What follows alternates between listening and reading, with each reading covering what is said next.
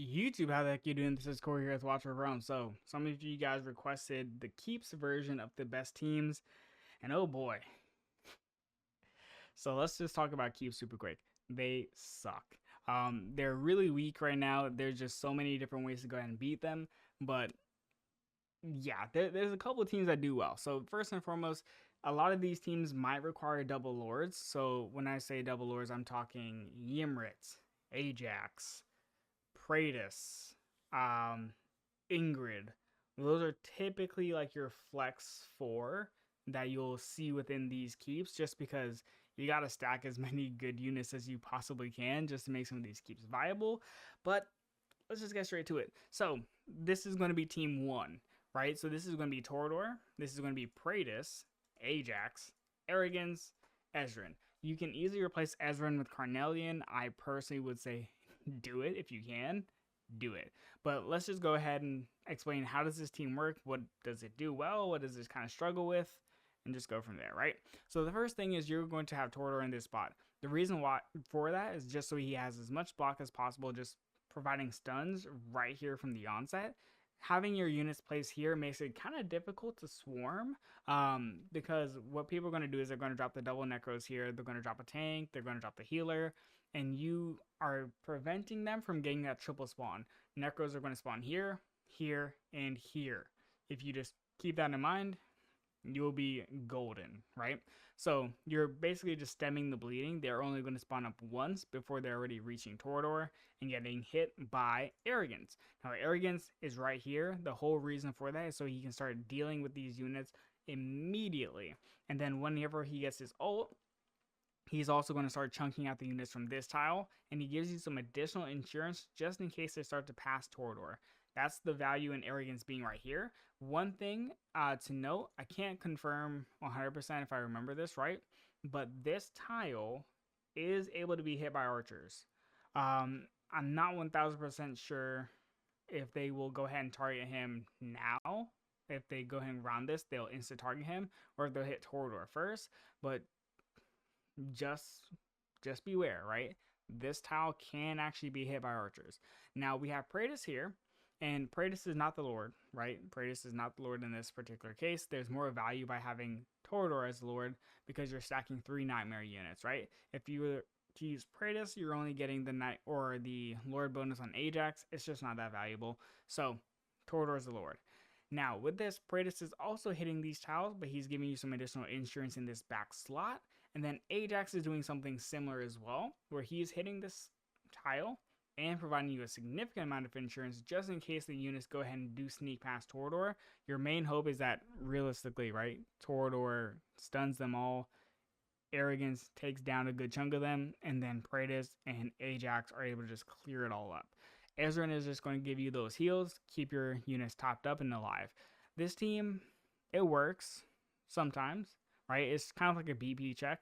If the enemy is able to go ahead and stack the tanks and they're able to reliably swarm, what's going to happen is Praetus is going to constantly try to hit the skeletons. Ajax is going to be a threat only whenever his ult's up. And if they're able to kind of quickly tank up your initial onset of damage and then run the dogs through, it's GG, right? So that's going to be team one. Team two is a little bit different. Let's go ahead and remove these units here. Ezreal's right here. There we go. All right, so the next team is going to be Torador here. Usually, people go ahead and put Wukong in this particular slot. I'm going to put Arrogance here, mainly just because Arrogance ult. Ajax is fine with being in this position. And then remember, right, this particular tile is going to be something like a Wukong. That's where your value is going to be. This team works as well. It's a little bit tricky, but it works. You can also put Ymrit in this slot where Arrogance is, and then Ymrit's going to do a decent chunk of damage and mitigate a lot of the swarm potential that you're going to see.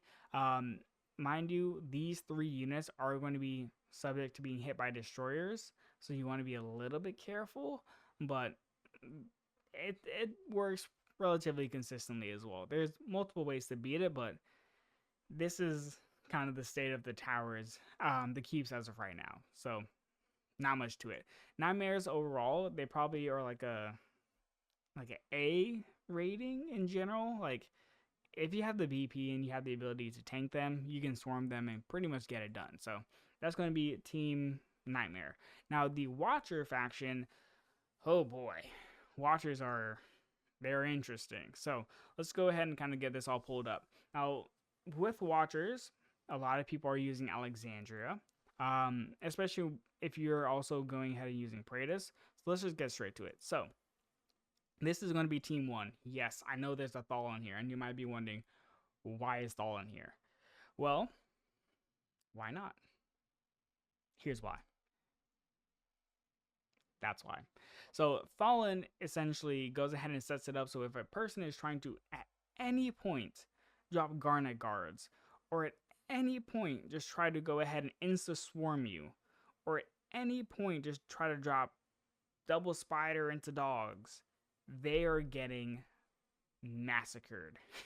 Like Thalen's ult will instantly just click, hit them, and he might honestly deal enough damage just to straight up take them out, right?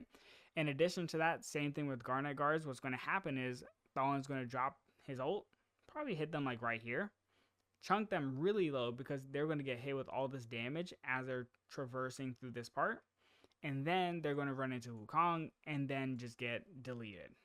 So that's how Thalen works in this setup. You can easily replace Thalen with an Ajax, and if you do that, you're going to put Ajax here. What's going to happen is the units are going to path down, Wukong is going to snipe out one of the Garnet Guards, and then Ajax is going to deal enough AoE damage to hopefully take out the second one, and at that point, you're feeling great, right? The Garnet Guards are gone. Also, Wukong, he should proc his passive and keep Ingrid alive. He should, right? Because Ingrid is around him, and then you're feeling great, right? Awesome, fantastic. So that's the initial team. You can also do a swap if you don't want to use Thalen. You can go ahead and use Eris, the Watcher guy that kind of looks like an advanced version of Thalen, but you can use Eris here, and it basically does the same functionality. A really strong team overall. Now, if you don't want to go ahead and use this team, maybe you want to go ahead and use Praetus as well, then the team is relatively similar. You go ahead and you put Praetus here. Praetus is going to be facing down, and then you're going to have Ingrid here. You're going to have your, typically, this could even be like a Ymrit. Like you could put Ymrit right here, and it basically does the same functionality. Also, if you're not using Thalen here, if you're not using Praetus, Ymrit's another unit that you will typically see in this particular spot. That way you're getting triple Watcher, and you're getting a really good clearance on this particular area. It's common. It's definitely common. A lot of people use it, and man, I need to go ahead and get Alexandria. But here's another one, right? So you go ahead, you would put Praetus here in this particular slot. You go ahead and remove Wukong. You put Alexandria here, right? And the whole purpose of it is her job is to basically snipe out the units from spawn. So they don't stand a chance. You have this setup pretty much the same. Praetus would be here. Alexandria would be here. Her job is basically to just snipe out the Necromancers exactly as you see your enemy drop them. And then also Ingrid and Praetus, they're just going to go hammer down. Well, Praetus is going to hammer down his hammer, make them low. Alexandria cleans them up. It just rinse, cycle, repeat, right? So those are the typical, most common Praetus, Ingrid / Ingrid only comms.